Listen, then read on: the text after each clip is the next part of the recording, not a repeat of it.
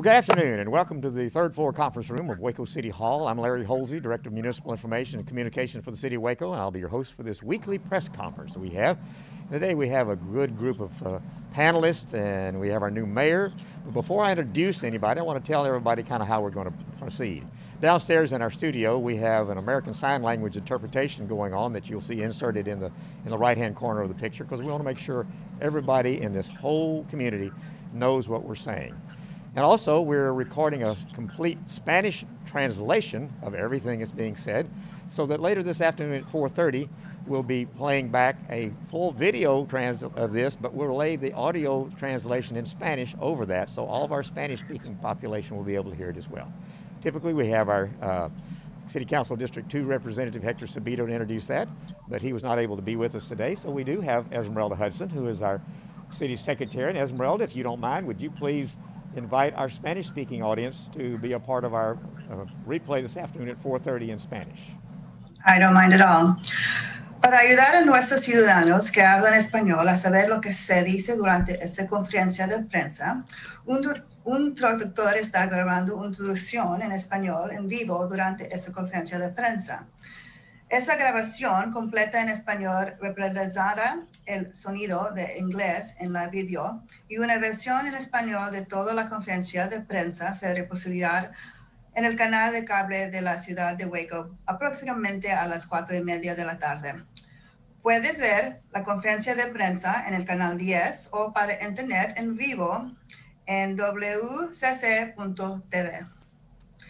Larry and everyone, that's all I have. Thank you so much, Esmeralda, for being a part of it and doing that invitation. Joining me today virtually, we're doing this whole thing virtually in the conference room up here. We actually only have 3 people, and we're all 3 wearing masks because we believe in what's being said. And we're social distancing and abiding by the rules that have been established that we hope are going to make a difference in COVID-19. Joining us today is our brand new mayor, Dylan Meek, and he will be conducting most of this interview and directing it anyway. And Dylan, we are glad to have you, first of all, as our mayor and a part of our press conference today. Joining us also, we missed you last week, Judge Scott Felton from the McLennan County area, serving that whole area. We also have Dr. Jackson Griggs, CEO of Family Health Center, Dr. Brian Becker, Chief Medical Officer from Ascension Providence, and Dr. Mark Eliason with Baylor Scott & White. Gentlemen, I'll appreciate everybody here. Great information I know you all have. And we're going to go through the process like we normally have. I'm going to ask everybody to do an opening statement. We'll go in the order of Dr. Jackson first, followed by Dr. Becker, Dr. Eliason, Judge Felton, and then our Mayor Dylan Meek. And then we'll open it for the questions that we have received. Then we have 3 media representatives on the phone on the Zoom call, and we'll ask them to ask a question each. Then we'll have a closing statement. So let's get started. We'll start with our opening statements and start with Dr. Jackson Griggs from the Waco Family Health Center. Thank you, Larry, and thank you, Mayor Meek and Judge Felton. Incidentally, comments about Mayor Meek, he and I have already begun to meet about the COVID pandemic, and he has just an excellent intellect. I'm really just thrilled that he is our new mayor. He understands the critical issues pertaining to COVID and is asking all the right questions. I'm just excited for his leadership. So thank you for having me back. I'm going to start with our numbers, just like I have in times past. Worldwide, we have seen almost 56 million cases of coronavirus and over 1.3 million deaths to date. In the United States, there's been a cumulative total of 11 million novel coronavirus cases and just shy of 250,000 deaths from COVID-19. Texas has seen 1 million confirmed cases and 19,000 fatalities. And now, McLennan County data as of yesterday afternoon, we've had a total number of confirmed cases of 12,761, 1,296 of which are currently active. As of yesterday afternoon, the Public Health District received notification of 189 new cases of coronavirus. If you're tracking the COVIDWaco.com website, you may have noticed that yesterday we had 249 new cases to report. That's the second highest number of cases in a single day that we have seen in the history of this pandemic. There are 80 people currently hospitalized with COVID-19. That's the highest number of hospitalizations we have seen during the pandemic. 13% of those patients currently hospitalized with COVID-19 are receiving ventilator support. We have 4 additional deaths to report, bringing the total number of deaths to 174 in McLennan County due to COVID-19. Among the community-wide surge testing, the total tests to date are 21,117, and the positivity rate among those tests, remember these are symptomatic and asymptomatic participants, is 8.5%. 8.5% positivity for the surge testing. Within elder care facilities, currently there are 16 facility outbreaks. There are 41 active cases in those facilities, and to date, we've seen 71 fatalities in elder care facilities. There's only 1 active case in the county jail. There aren't any identified church clusters at this moment in time. There are 15 independent school districts and 3 private schools that are reporting cases on campus. That accounts for 47 individual campuses. Within schools, there are 179 active cases. 124 of those are students and 55 staff. 11 schools are currently closed, and those 11 schools are, as far as I'm aware, slated to open after Thanksgiving. I'm going to pivot now and share some slides to describe our new case counts. And I'll start, as I had before, with the case counts across the entire country. These are new cases per day per 100,000 population over a 7-day rolling average. And in making these slides, I had to change the y-axis scale because cases were getting close to being off my previous chart, and just sort of a sobering moment when you're realizing you're having to change the scale because numbers are skyrocketing. So here we have the United States currently at 43 new cases per day per 100,000 in population. The state of Texas, we're at 35 new cases per day per 100,000 in population. And that's per the Department of State Health Services report. And here we are in McLennan County now at 61 new cases per day per 100,000 in population. To review, community spread is less than 10 cases. 10 to 25 new cases per day per 100,000 is accelerated spread, and over 25 new cases is described as the tipping point because it's where we see that exponential spread. And we don't have any evidence at this point that that the growth in numbers is slowing down. So we are on the steepest part of the curve of that spread. And we're coming into a holiday season where historically families have gotten together, friends have gotten together to meet and share a meal together. As I mentioned last week, now is a uniquely dangerous time to meet with members outside your household. I'm concerned. I'm deeply worried that with this degree of prevalence of virus in our community that for some families, getting together for a meal could prove fatal to loved ones. So I tried to put together some guidance around Thanksgiving and other holidays. Oh, you know what? I'm skipping ahead. Let me share that guidance first because it's on my mind, and then I'll come back to positivity rate.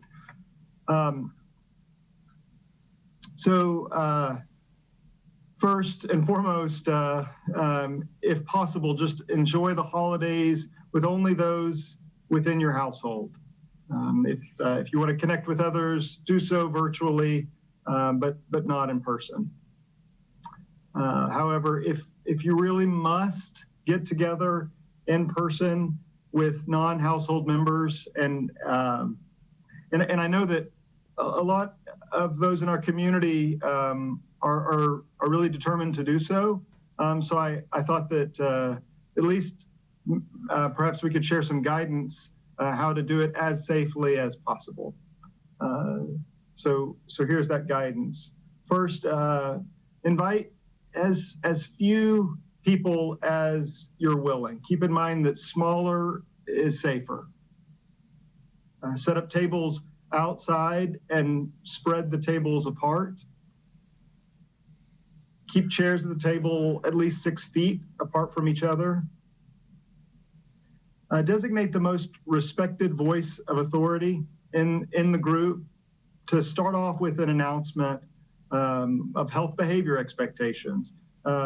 Ask that person to be the enforcer, to keep everyone safe. The group needs a leader who can say, hey, while we're getting together today, your health is so important. We have to all be mindful of keeping our masks on until we're eating. We've got to all be careful not to be within 6 feet of each other. If you're hosting, provide masks. Remember that somebody might show up without one. Don't unmask until it's time to eat, and right after you finish a meal, remask. For their own safety, prohibit those who are health vulnerable from joining the group. Again, what has the potential to be, a joyful holiday could end in tragedy otherwise. Have hand sanitizer available at every table, and ask guests not to attend if they have any cold symptoms, fever, cough, shortness of breath, body aches, chills, or other viral symptoms. Remember, if you are hosting, it's a big responsibility. Those who are coming to your event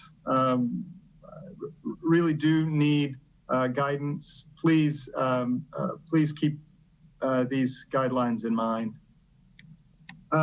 Go back real quick just to share positivity rate, because I skipped over this before. Here we are in McLennan County currently with a positivity rate of 13%, and positivity rate in the state of Texas, 10%. Remember, mitigation or slowing the spread of the virus is 10% or less, and suppression is 3% or less. The effective reproduction rate that we've shared consistently since the beginning of the pandemic for Texas, 1.14, and for McLennan County, 1.17. And that concludes my report. Thank you, Dr. Griggs. Excellent information. Now let's go to Dr. Brian Becker with Ascension Providence. Dr. Becker? Larry, thank you. Welcome, Mayor Meek, and thank you for the opportunity to participate in today's press conference. I greatly appreciate that opportunity. I just have a few comments. We continue to experience significant numbers of hospitalizations secondary to COVID. We've talked over the previous weeks of at least anecdotally what I see at Ascension Providence, and you've heard me say over the last 3 weeks, numbers have gone from a daily census of 20 to 30s, and now in the last week it's been low to mid 40s for most of the last 7 days. In general, we are seeing a lower rate of ICU usage. So it's more of I'm sick, I need to be in a hospital bed, but less in the ICU. So that's That's a nice trend to see. Hospitalizations have also been somewhat shorter. So we do still have rather lengthy course of care for some, but we are having more patients who come in and spend 2 or 3 days and are discharged home for the rest of their care. We haven't seen a real significant change in medical management of these patients, and that's been pretty consistent now for some time in the tools that we have to manage most of these patients. We do currently have adequate beds, supplies, including PPE, and staff. And as Jackson just said, I would encourage members of our community to engage in a Thanksgiving celebration in a safe fashion. So look forward to questions. Thank you, Larry. Thank you, Dr. Becker. Let's go to Dr. Mark Elyson with Baylor Scott and White Hillcrest. Dr. Elyson. Good afternoon. Thanks for having me back. So several comments. We are seeing a big uptick in the disease, and we're seeing more hospitalizations and a lot more deaths in our community. And we're at a stage now where just about everyone knows someone who's had COVID. And I would wager that most people probably know of someone who's died from COVID, with more than 12,000, almost 13,000 cases in our county, and almost 190 deaths just in a matter of about 8 months now. So that is sobering. And I do want to remind people that death is not the only tragedy that happens when COVID strikes. It can make people very sick. It can be debilitating, and can cause great loss of income as you're sick for several weeks.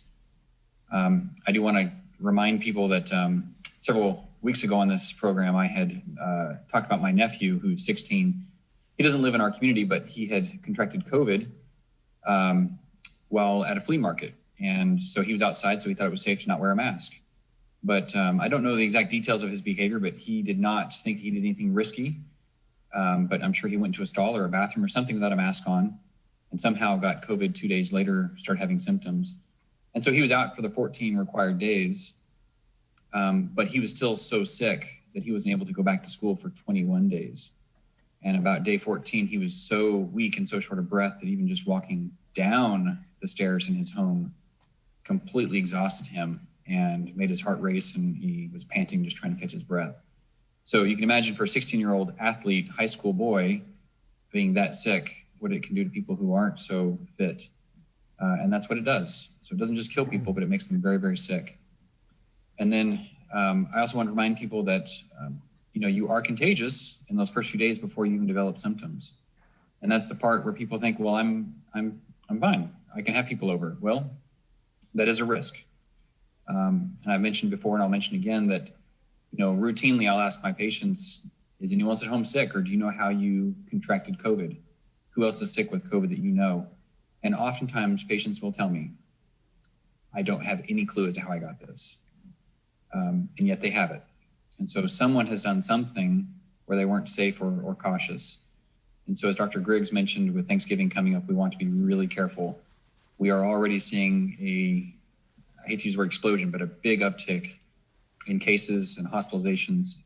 And while we do have capacity right now to take care of patients, we don't want to take care of patients that we don't have to take care of. If we can prevent this, let's work together. Let's be safe. Let's be wise. And also, just not just for Thanksgiving and other holidays, but if you're eating at a restaurant or in an environment where there's other people around, put your mask back on when you're done. You can continue to socialize, but you've taken a drink, put the mask back on. I've heard people joke that as long as they're sipping, they don't put their mask back on, and that sipping can last for 20 or 30 minutes. Well, funny, but not smart. So I'll look forward to taking some questions as we get going, but I did want to kind of mention those points and just remind people that this is real. This is serious. Thank you, Dr. Elyson. Let's go to McLennan County Judge Scott Felton. Judge? Good afternoon. As Larry mentioned, it's been a few weeks since I've been on this program. And of course, I was hoping that when I came back, the numbers would be much improved, but it's just the opposite from that. They're vastly larger and more significant than I had hoped, for sure. The efforts that are going on in the community right now, and Mayor Meek, welcome to the fray that we're in right now, and we look forward to working with you on this. But with the leadership of the city of Waco, there's a vast amount of testing going on by the virtue of the state of Texas providing a lot of tests for us in our community. And a couple of weeks ago, I know Dr. Lyson talked about some friends or relatives that went hunting, and that one infected the other one with COVID. And so my point of this story is how easy this testing is to get done. 5 of us were going to our hunting lease a couple of weeks ago. That's the reason why I was gone. And we decided all to get tested. And we were leaving Sunday, and we went through drive-through test. It took no time to do it. It was so easy. And it was the saliva, spit in a cup deal. And by the time on Sunday afternoon, by the time we got to the lease, we already knew that we were negative. And so we could relax. So we went in different vehicles because we were going different places. But I want to make the point that it is easy to do this. And it is helpful in the community when there's so many that are asymptomatic that do not know that they're sick, that just going to take the test, you feel like it's not necessary. But what if you're asymptomatic and didn't know it, and you found out that you were positive, and you're going to be around some people, you could save people illness from being ill and also from death. Hopefully these numbers start turning the other way before too long. But I'm hoping and praying, and Thanksgiving's coming up, and so I'm thankful that we've got a lot of people working hard on this, a lot of volunteers, a lot of paid professionals, doctors, nurses, people like Mayor Meek and city staff, and some of our staff too that's working on it. So I am thankful for that. I look forward to answering any questions that might come up. Thank you, Judge. Now let's move to our new mayor for the city of Waco, Dylan Meek. Mayor Meek. Good afternoon. Mayor Deaver and the other leaders on this call who have participated in these news conferences have set a high standard for clear, concise, credible, and timely communications. I want to thank Mayor Deaver for his leadership, and I also want to thank Dr. Eliason, Dr. Becker, Dr. Griggs, Judge Felton, as well as Larry, Esmeralda, and other city staff members for their work on these press conferences. As the Waco mayor, I will be working with our city staff to continue this policy of working with our community leaders, medical experts, and fellow elected officials to make sure that our community is fully informed as we work to address the COVID-19 virus. This is a time for hope. With the announcement of 2 potentially highly effective vaccines that are in the late stages of testing. But as we approach the holidays, it is not a time to let our guard down or to reduce our community-wide commitment to best practices until the vaccine becomes available. Waco is already at work to ensure that we are prepared for vaccinations. And this press conference will be one place to tune in, along with COVIDwaco.com and other social media platforms, to make sure that our community can be informed on how vaccines will be approved and distributed as we move forward. Now let's look at the data. Esmeralda, can you pull up the PowerPoint, please?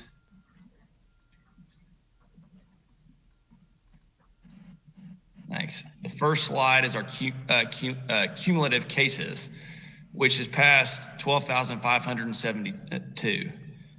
If you go to the next slide, please. This is a look at new cases per day. The blue column reflect the number of cases reported each day, while the red line shows the 7-day rolling average of new cases. We went from an average of 68 cases per day back on October 28th to an average of 166 cases per day yesterday. Of note, as Dr. Griggs said, there were 249 new cases yesterday alone. This rise in cases just before the holiday season is alarming, as the doctors on this call have referenced. If you go to the next slide, please. The blue line on this chart is the number of hospitalized patients, and the orange line is the number of patients on ventilators. We have 69 hospitalized patients as of yesterday, with 14 patients on ventilators. Fortunately, hospitalized patients as well as patients requiring ventilators have not increased, but based on history, that is likely to follow. Remember, hospitalizations, ventilator use, and deaths are trailing indicators. Next slide, please. We lost 5 more McLennan County residents to this virus since the last week's press conference. We now have a total of 170 of our friends and neighbors lost to this pandemic. For the sake of those community members that have a higher risk of severe illness and death from this virus, whether family members that we care for, or to our coworkers, or to those we pass in the grocery store, we must exercise caution as we go into the Thanksgiving holiday. We are a country that desires to celebrate Thanksgiving in a time of thankfulness with those that we love the most. And we're a country that believes strongly in our right to make our own decisions, and I believe that. But we must recognize that these decisions can affect others. We must continue to remember that we can carry and transmit this virus without experiencing the symptoms, as the doctors on this press conference have stated already.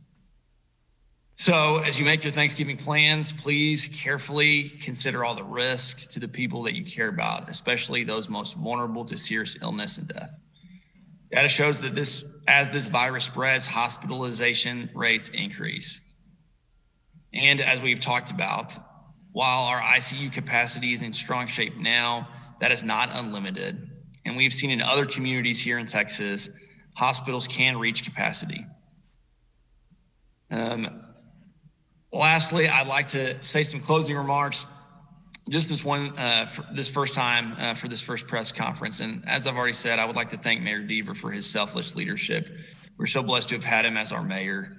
Waco is a better place if Wacoans are healthy.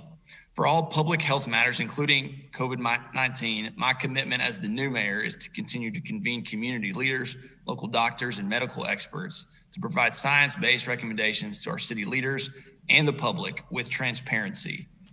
As a reminder, at the present time, Texas mayors and local governments have almost no policymaking authority. Governor Abbott has implemented and has control of the regulations and mandates, from masks to closures. In the last 8 months, we have learned so much about how to take precautions against this virus.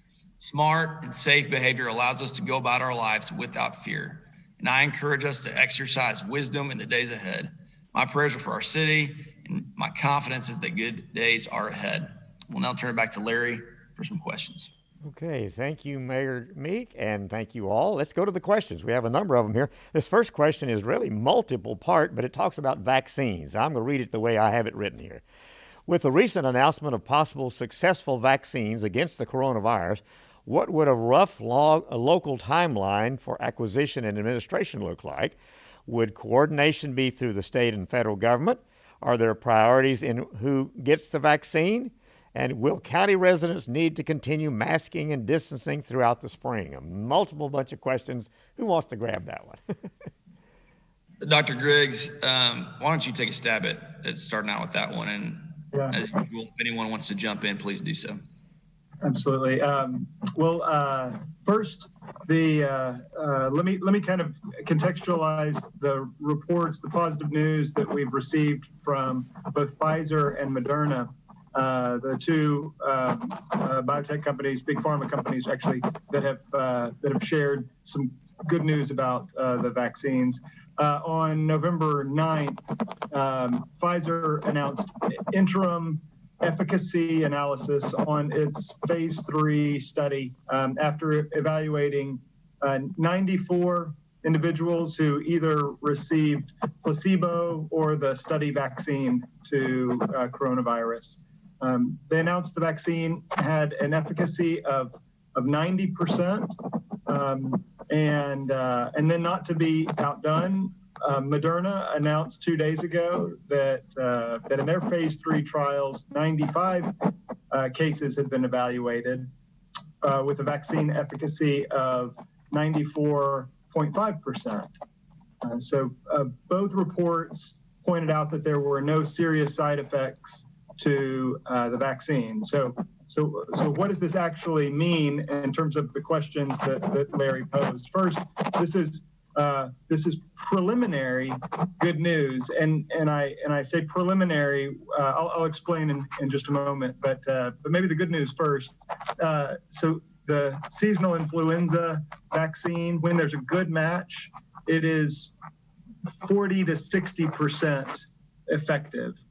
So if indeed the coronavirus vaccine proves to be more than 90% effective, that would be extraordinary. But again, I said preliminary because what was shared was a press release. So this is the company who is sharing as a business some preliminary information with the public. What this is not is peer-reviewed, published literature that can be evaluated by the scientific community for statistical and scientific rigor. So it would be too soon for exuberant celebration, but indeed we are very hopeful with this preliminary news. In regard to the timeline question, most vaccine experts suggest the public won't have access to the vaccine until probably February. That would be an early estimate. A later estimate, if there were hurdles or obstacles that could occur, it may be as late as middle summer before we would see access to a vaccine. However, with these new reports, there are some vaccine experts who are beginning to suggest that priority populations may receive vaccines as early as the end of January. So the priority populations, who are those individuals? So the Department of State Health Services for Texas has released a draft COVID-19 vaccination plan for the state, and it says, I'm gonna actually read a quote here to you from that report. It says, final decisions are being made about use of initially available supplies of COVID-19 vaccines. These decisions will be partially informed by the proven efficacy of the vaccines coming out of phase 3 trials, but populations of focus for initial COVID vaccination may include, and then they list the priority populations, healthcare personnel likely to be exposed to, or those who treat people with COVID-19, people at increased risk for severe illness from COVID-19, including those with underlying medical conditions, and people 65 years of age or older, and then 3 other vulnerable frontline workers. So those are the 3 priority populations as identified by Texas Department of State Health Services. And then finally, the last portion of the series of questions was about masking, and it was, when can we be done with masking and social distancing, and will it persist through the spring? And the answer is yes. I know that it's hard to hear, but I would agree with Dr. Fauci that we will likely need to continue masking through the duration of 2021. I would go ahead and set that kind of internal expectation, and if we're able to stop masking before the end of 2021, we'll all celebrate. But I think that right now, having that expectation is probably appropriate. Okay, that's a lot of good answers for a lot of questions that were thrown at you. All right, last week Larry, do you mind if I throw in one or two more comments? It's nothing to disagree with what Dr. Griggs said. That's all fantastic and accurate. There's still a lot we don't know. And while we are very hopeful and this information is very promising, what we don't know yet is long-term efficacy. We don't know what patients were studied. And there are some difficulties with getting the vaccines to people. It has to be handled in a certain manner, and it's very temperamental. And so it has to be stored and transported at negative 100 degrees Fahrenheit, which makes some areas going to be a little difficult to get that to. But yes, it is very promising, very encouraging information. And with what we currently know, I too don't have any hesitation to get in line when the vaccine's available and hope to receive it myself. I know it's been a question we've had multiple times on this program. Okay, very good. Okay, last week there was an announcement that there was a drug been proven to treat the virus and lessen the severity of COVID if contracted. What are your thoughts on this discovery? Dr. Becker, you want to jump on that one? Oh, you bet. So that's a somewhat vague question. So there's a new drug announced pretty regularly, and so I'll take a shot at one, and I believe Dr. Eliason's going to follow up with another as well. So I think most people have heard of monoclonal antibodies, and recently one, I'm going to say this, bamlanivimab, was approved under emergency use authorization for treatment of mild to moderate COVID infections. And mild to moderate meaning someone who's not hospitalized. It is an antibody that is overly simplified, but attaches itself to the virus itself and prevents entry into the cell, which in turn causes symptomatic infection for an individual. So that drug is now approved for limited use. It certainly doesn't apply to all patients. It's not, all patients won't be a candidate for it. Much like the vaccine, the data on it is pretty sparse. It does prevent hospitalization in some portion of patients who receive that drug. It is also in pretty limited, pretty limited supply. So a bit over 5,000 doses will be delivered across the state of Texas. It's a pretty small portion of medicine for a large population of people. So while we see new medicines coming out, they are trickling in on the front end. If proven to be effective, then obviously production would ramp up. There's a second similar drug that is on the near horizon, also a monoclonal antibody. So yes, there is some truth to there are some new medications that we are beginning to try. They do have some proven efficacy, but they are in limited supply. So I think that's at least a shot at monoclonal antibodies. Dr. Eliason, do you have another? Yeah, and just one more comment on that medication. I too don't know how to pronounce it. I can spell it, but it's a tough one. But we don't know what it's going to cost. The portions that are allotted, you said 5,000 for the entire state right now. That was purchased by the federal government and then given to states, and the states are going to then divvy it out and spread it around the state. But eventually, when that medication becomes more widely available, it will have a price tag. And what that price tag is, don't know yet. But it is, again, I want to emphasize for mild to moderate cases. Those are going to be cases where you're sick, you've been diagnosed with the disease, and maybe you have higher risk factors for a poor outcome, or you have immunocompromised health. And so then that would be available to you as an outpatient treatment. It's not going to be a treatment for people who are very sick in the hospital or even in the ICU. A second medication, which has been studied for several years in other lung diseases, but has not shown efficacy, but is now being shown potentially to show efficacy in COVID, is interferon beta 1A. That was just published in The Lancet 5 days ago. Very small study, less than 100 patients. And half of those patients were the treatment arm, the other half was a placebo group. It did show some improvement. In fact, it showed a doubling, or I guess a lessening, let me say it that way, a lessening by 50% of a poor outcome. I have no idea what this medication costs. I tried looking through the article and trying to find what the dose was. No idea what the dose was, but a similar dosing of that medication costs for a single dose $6,500. And the way this study was done, it was a 14-day treatment course given through a nebulizer. So that means it's aerosolized, so you breathe it in. So I think even if the medication were to cost a third of that price, it's really cost prohibitive. So I don't see that drug really being available today or next week or next month. But it did show some promise. Okay, looks like the next question was centered around our COVIDWaco.com dashboard that says the dashboard shows 50 of 54 ICU beds are occupied.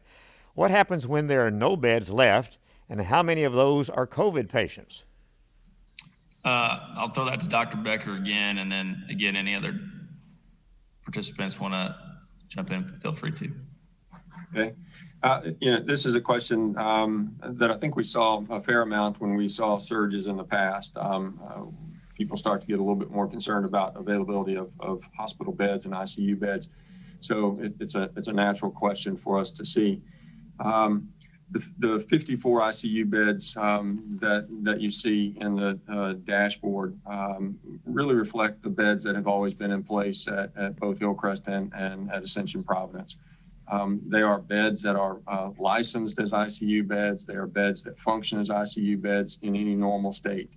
And so that's those beds. And when we talk about there being 50 patients in there, in a normal flu season, we may see both of our ICUs full. So I think important to recognize that that's a fairly normal state. On top of that, both facilities have developed surge plans, capacity beyond those 54 beds. And that in that same report, that same dashboard is recorded as 96 beds. So we can almost double the capacity of our ICU beds given a need. And it's not just physical space, it's also it's staff, it's equipment, nursing staff and physicians are equally important as a physical place to lay down. And that's oftentimes more difficult to come by than the bed itself. So I think important to recognize that the 54 beds are a normal state. We both across our two facilities can surge to almost double that amount. And not uncommon in a normal flu season for us to see capacities in our ICUs. Okay. Yeah, that was eloquent. I wouldn't have anything else to add. Agreed. All right. Sounds good. How has treatment of COVID hospitalizations changed with time and experience? And are hospitalization periods shorter and more successful? Dr. Eliason, do you want to take that one? You bet. And Dr. Becker answered some of those questions, but I'll certainly repeat and elaborate a little bit. So in his opening comments, he said exactly what's been my experience. We are seeing a lot more patients coming with COVID and having shorter length of stay.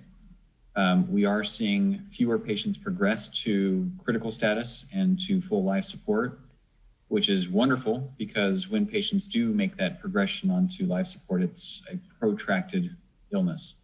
And they can be on the ventilator for 2 and 3 weeks following that transition. But yes, we are seeing patients coming, having shorter lengths of stay, patients leaving the hospital in 2-3 days. Not always. It's oftentimes patients are there for a week or longer, but we are seeing some great successes in that manner. And then the other question was, have treatment options changed? Dr. Becker also mentioned that they haven't. So we've got a pretty stable arsenal of medications and treatments available to us. Those have been pretty consistent for the past probably 5 or 6 months. And then we've already kind of highlighted some emerging therapies. Those aren't yet mainstream or in use, but I expect that, in a few months, maybe we'll even have additional treatment options. I do want to highlight one treatment option that we've discussed in this program before, and that's convalescent plasma. Plasma seems to be, in my opinion, in my experience, the most effective treatment we have in helping someone who's got a moderate to severe illness. And what's wonderful about that is it works. It definitely works, but it's dependent upon people making a donation. So this is my plea, again, for people who have had the COVID illness, who have recovered or convalesced. That's why it's called convalescent plasma. So someone who's had COVID and has recovered, then a week or 2 weeks later donates their plasma, which has the antibodies, which is just like this other medication we've been discussing. It is this antibody that binds onto the virus, inactivating it and alerting your immune system that this is an enemy. So you can save 1, 2, or 3 other people's lives just by donating plasma. So that's as easy as calling Carter Blood Bank or another blood bank in the area and making that donation. So we are short on some blood types, B and AB in particular, but any blood type is welcome and needed. Okay, I'm going to jump around just a little bit here. We're going to try to wrap up here the question part pretty quickly. If people in bars or clubs are not following the COVID protocol and are requiring masks be worn, do I call the number of the COVID Waco website or Waco Police? And if I do report it, will they be issued a citation? Will it be issued to the business or to the individual? Thanks, Larry. If people have a complaint about a specific location failing to follow the governor's order requiring masks, they should call the number on the COVID Waco website. If there's a situation that is after normal hours and they feel that a police response is better suited, such as maybe a large outdoor neighborhood party, then they can call the police department at our non-emergency number, which is 254-750-7500. Regardless, whomever responds will attempt to evaluate whether violations are occurring, and if an enforceable issues are occurring, they will seek to gain voluntary compliance and will issue warnings before taking any enforcement action resulting in a citation. Okay. And our final question is, the state shows the COVID hospitalization percentage was 20.2 as of Monday. Given that, how close is the county to tighter restrictions? Judge Felton, do you want to start with that? Yeah, and I think those numbers are not correct. They use the wrong calculation because we get these numbers every day. And it's as of this morning, our numbers are right at 14.5. Which is under the 15, but our trend is it looks like it'll take us over that number here in the next next few days, more than likely.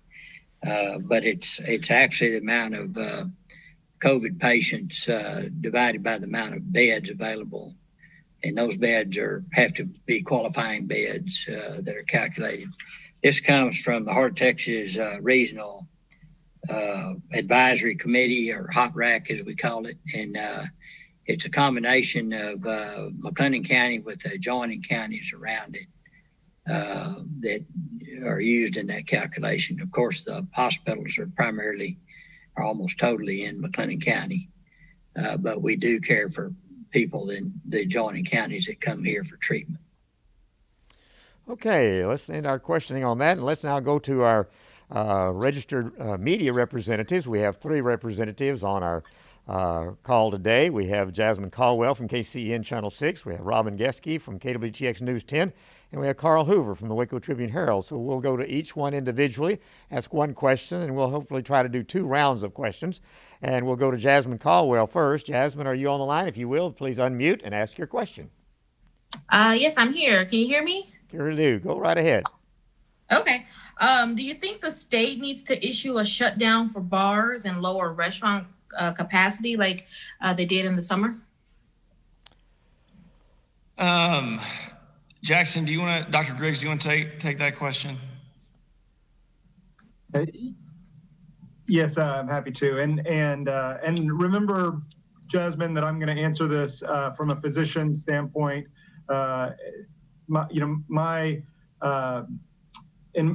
In my hierarchy of values, I am going to advocate for whatever policy level mandates can slow the spread of infection and save lives. And certainly at this point, given how high our case counts are and the fact that we're in a phase of exponential spread, I would be delighted if there were some mandates put into place that that closed bars and that restricted capacity in restaurants. I have friends who own small businesses, and I know that is really a kind of a terrifying prospect for them. But I think right now we're talking about a life and death issue. So my vote would be, if I had one, it would be on the side of more restrictions at this particular moment of exploding case counts. Okay. All right, Jasmine, we'll be back with you in a minute. Robin Geske from KWTX News 10. Robin, are you on the line? Yes, I am. Can you guys hear me? Yes, go ahead. Okay, perfect. Real quick, I just wanted to ask, I know that Mayor Meek had talked about how the city was already making preparations for the distribution of vaccines should, we get, the vaccine here in Waco. What kind of preparations are the city and the county making as far as the rollout of a vaccine, even though it's several months away? I'll start with that, but I'd like anyone else to jump on and add anything that might be necessary. Right now, as has been discussed on this press conference, there's so much that we're still learning about the vaccine. But what I can say is that our local health district, as well as our medical experts and professionals, are all working in collaboration along with state leadership to make sure that we are preparing appropriately. Again, there's so much that we're learning, but what we're trying to do is track with information as it comes out and make sure that as we do learn more, we'll be prepared to act. But at this time, we're still learning much information. Is there anything else that anyone else would add to that? Okay. All right. Thank you, Robin. We'll be back with you in a moment. Carl Hoover from the Waco Tribune-Herald. Carl, are you on the line? Yes. Can you hear me? Yes, I do. Go ahead. Okay. We've had a number of school campuses close in the last week. It'll be closed through Thanksgiving. You have Baylor. Once they finish classes this week, those students will be going home. MCC students, the same sort of thing. Will the absence of that population change anything like what we're seeing with the number of new cases and the rising rates? Yeah, Carl, I think that based on my understanding, the Thanksgiving holiday, I think, is really going to be a greater potential leading indicator to this. I think that that is really the opportunity that's in front of us where an event that could result in an increase in viruses. And just to echo the caution that has been communicated during this press conference already in regards to that upcoming holiday. Dr. Eliason, do you have anything that you'd add to that? No, I don't think Baylor, and correct me if I'm wrong on these numbers, but I think Baylor's numbers have been pretty good of late. Incredibly so good. They're not really contributing to our numbers, and it's a separate population. So again, getting back to Thanksgiving and mingling of people, and maybe it's their return that could be significant, but at the moment it's not a big player in our numbers. Thanks. Okay, thank you. Carl, we'll be back with you. Jasmine, are you on the line still? If so, you have one more question for us? Yeah. Is there or will there or is the city considering an order to restrict those large gatherings for Thanksgiving? I'll fill that. As I mentioned earlier, we have almost zero regulatory or policymaking control at the local government level or at the city level.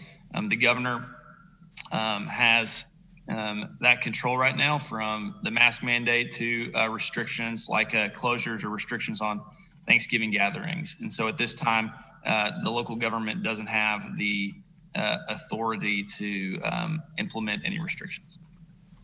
Okay, thank you, Jasmine. Robin Geske from KWTX News 10, you have another question? I do. I was curious to see if anyone had seen, I haven't seen very much research done on the efficacy of the vaccines in children. I know that a lot of people have talked about, that's kind of one way to keep the outbreaks down in schools. Is there any information out there about, research done on the vaccine on children that anyone knows about?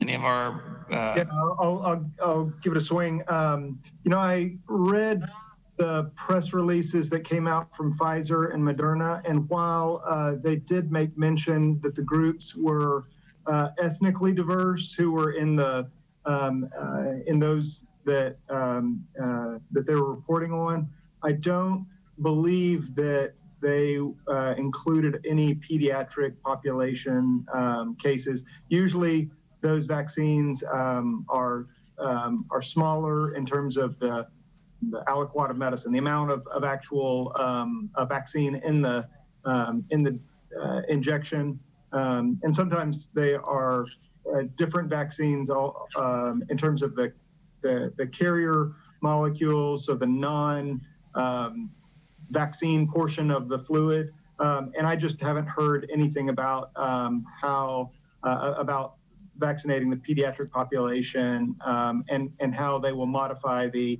vaccine in order to meet that population. So I don't think we have that data yet. I don't remember it specifically calling out kids, and the vaccine, the vaccine constitution is a little different for kids in some cases, and it may end up playing out in this case the same way. So Dr. Elias and Dr. Becker, have you all read anything about the population? Yeah, you bet. So until they actually release this as a study where we can see more about the study details, the methods, who was included, long-term efficacy, we really can't answer that question. What I would say, though, is that in general, younger children tend to respond better to vaccines than older patients do. And that's because their immune systems are still young and naive and malleable. And so I do see a definite benefit to vaccinating the young children, but they're the lower risk population for a poor outcome. And so we really want to focus, in my mind, more on the older population who, age over 65, who are having poorer outcomes, and death rates are higher in that population than the pediatric. However, I do totally understand that the younger population can contract and can spread it to grandparents and that kind of thing. But again, the original question, getting back to, we just don't know if they were studied at all. Okay, thank you, Robin. Did anyone else have a comment about that? I didn't want to interrupt. Okay. Carl Hoover at the Waco Trib, you have a final question? Yes, a lot of our attention has been on hospitals where the more serious COVID cases go and the stress on those systems. But I was wondering, are other parts of our healthcare systems seeing an increase from COVID survivors, such as, say, rehab work or extended treatments, follow-up visits with doctors? Are any of those seeing an increase from just the people who've had it but have not had an extra serious case that required, say, an ICU bed? Any of our doctors on the call seen any of that? Carl, I don't have any data on that. I think what Dr. Becker has mentioned on multiple press conferences, the highest concern right now in terms of the population who's seeking outpatient or ambulatory clinic-based care is that those with chronic medical illnesses have been reluctant to be seen during this season. And so we're seeing higher numbers of exacerbations of their chronic disease. So if you, for example, have chronic heart failure and you're not being seen on a routine basis, then having a flare-up from that heart failure is more likely. The same is true of a variety of other chronic conditions. Without routine primary care, we see a higher incidence of avoidable hospitalization and avoidable emergency department use. So I didn't answer the question that you offered me, but I did want you to know kind of where our concern right now is focused in terms of the clinic realities as far as my vantage point is. Other thoughts from Dr. Elias and Dr. Becker? Yeah, and to underscore what Dr. Griggs said, it's not that the system is stressed and can't handle the maintenance of those chronic illnesses. It's because the patients themselves are concerned or reluctant to go in, afraid of the risk of getting COVID, and therefore don't get the attention that they need. That's the concern, the problem. I'm not aware of any areas that are being stressed post-acute care, like rehab or oxygen supply companies or pharmacies, those kinds of things. I'm not getting any notices from pharmacies that they're having difficulty filling the medications for patients or those kinds of things. So I think we're okay. And I'll approach it from a little bit different angle, and that I think most of those post-acute care sites have tried to alter their processes, much like hospitals have, to manage COVID patients. So SNFs and post-acute care units have set up specific COVID units or quarantine units to manage patients that are coming out of a hospital setting and require additional care post-acute. So that's one change that's been put in place in those facilities.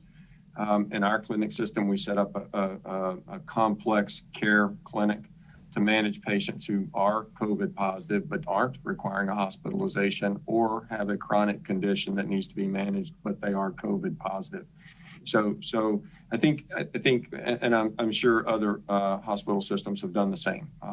So I think everyone has looked at how can we safely manage a population of patients who are positive for coronavirus, who need other medical conditions addressed in a safe environment for both them and for our other patients. And then the last piece I would add is the tremendous increase in telemedicine and an ability to access our patients, to access their physicians or their provider with questions or concerns, a visit. There's been a huge increase in virtual care that has been quite successful at trying to manage patients and their illnesses. Okay, I want to thank all three of our media representatives who joined our press conference today. It was always vital that you all are part of this and ask some good questions. Okay, to wrap up now, I'd like to turn it back over to our mayor, new mayor, Dylan Meek, for some final comments. Mayor Meek? I just wanted to thank the participants of this press conference again. Your time is valuable, you're busy, but the ability for our community to have this information is so important. I've had several people ask me, are you nervous about walking to this leadership role at this time? I think what gives me peace is having this great team that we have in this community. The doctors on this call, Judge Felton, our city staff, our public health district, our hospitals. We have a great community of strong leaders who are working collaboratively and together to make smart, wise decisions for our community. I'm thankful to be a part of it. I know that there are brighter days ahead, and I think there was a lot of good advice shared in this press conference that we can heed in expectation for those good times that are coming. So I appreciate everyone's time, and we will see you again soon. Thank you. Thank you very much, Mayor. And you did good. I know you're a little nervous, but you've handled it just extremely well, and we're proud that you're our mayor, and that's been echoed by the other participants in involvement. I want to remind everybody that at 4:30 this afternoon, we will have a full Spanish interpretation of this whole video. And we also will have an English replay if your family or friends want to watch it, 7 o'clock tonight on our channel, as well as it's on demand. If you want to just go to our website, wccc.tv, it's available on demand probably in the next 30 minutes or so. And one of the things that's not been mentioned quite as much as it normally is, we want to encourage everybody to get a flu shot. Flu shots are extremely critical, and we want to make sure that take that easy route and let's provide the support that these medical people need and not having to deal with the flu this year. And so that's a very critical issue. We do thank you for joining us. We'll find out whether we're going to be back next week since it's Thanksgiving. We'll talk about that in a minute. But we're glad you tuned in for this, and we hope you have a good day.